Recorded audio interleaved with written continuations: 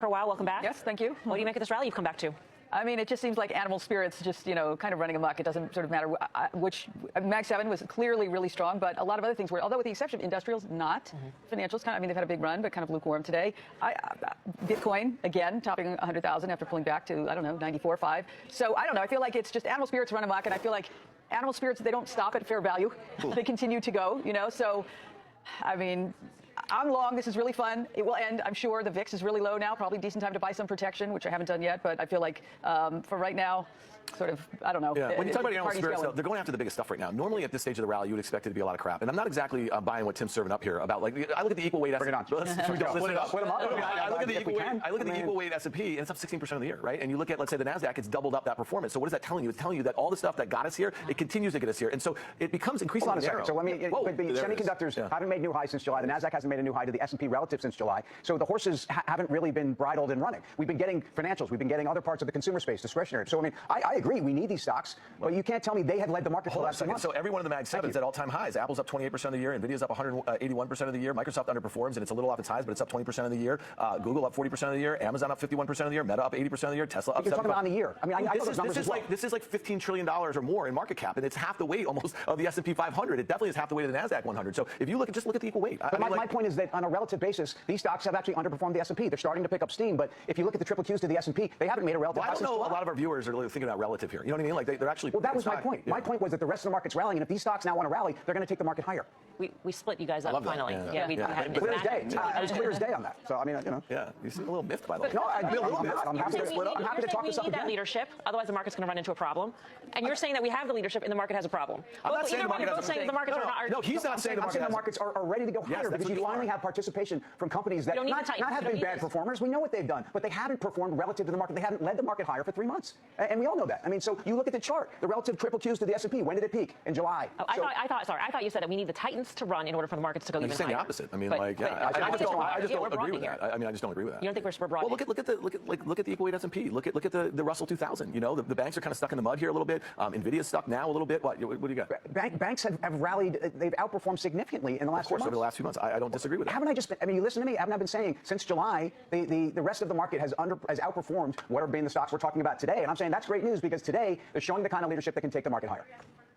Are we split up still? You are still split up. I don't know. Listen. Someone's coming here. I feel like I'm speaking another language. Guy, you speak. Guy speaks in tongues a little bit here. Tim's been pretty consistent for a long time, and he's been spot on. I've tried to punch holes in this thing, and it's been unsuccessful at best. So I'm not even punching holes. I'm just saying. Look at the price action today. Google has rallied 10%, a straight line for the next 2 days. Google has rallied $20 in 2 days. About quantum development that we have no idea what that means. But Google was sort of really underperforming, right?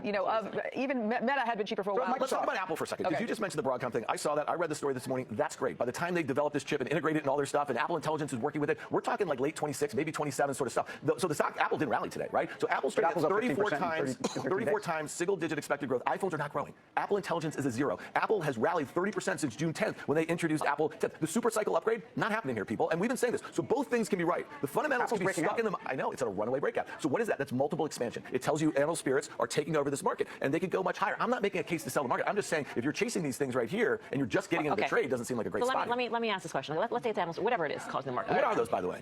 Animal spirits, the spirits of animals. Abandoning risk just going forward. Right. Yeah. Part of this is the expectation of policy that will be supportive of the market, right? All sorts of mergers are going to happen, and all sorts of very corporate taxes that will go down, et cetera. At some point, that's going to meet the reality of what actually does happen. And I'm wondering, in your view, when would these animal spirits break? What would be the break inauguration? If it keeps on raining. I'm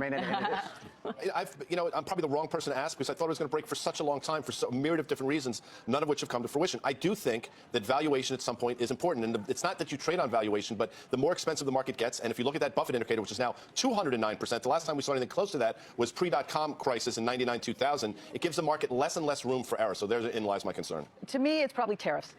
So a lot of the things that you named are really sort of unequivocally good, right? So we have low regulations, that's good. Merger mania, that's good. All kinds of, animal spirits running free. Tariffs, I think, will be cold water on, they could be inflationary, they could be, we could enter into a trade war and all of the, tit for tat that goes along with that. And then fear. which is not there right now. So to me, that would be the first tariff discussion of which is interesting that you point out tariffs in particular, because we've already seen a glimpse of what could happen. I mean, China has, rare earths. No, we're doing all these things here, sort of a preview of the toolbox that China, that Beijing could use in response to a Trump-induced tariff war, and nobody cares. Well, there's no question that we have a lot of unknown in 25. I mean, we're talking about right now. I'm talking about seasonality. I'm talking about market leadership, and I'm talking about there's no questioning that the S&P multiple is at a level on a forward basis that we haven't seen in a long time. There's also no question that the 5 biggest stocks or the 7 biggest stocks have never had a bigger weighting in the S&P, and these are 35 to 40 PE stocks. So by the nature of how the index is structured, you're going to have an S&P that looks expensive. They're also the ones that are growing the most. So. Oh, go ahead, Dan. I was going to say, if you're talking about chasing the market into year end, I was just looking at the SPX, so that's the S&P 500. If you look at the at-the-money straddle, it's a call premium plus the put premium. It's about 1.5% between now and December 31st. So if you're bullish, you can actually make, under 1%, at-the-money bull call for the next 20 days, into the.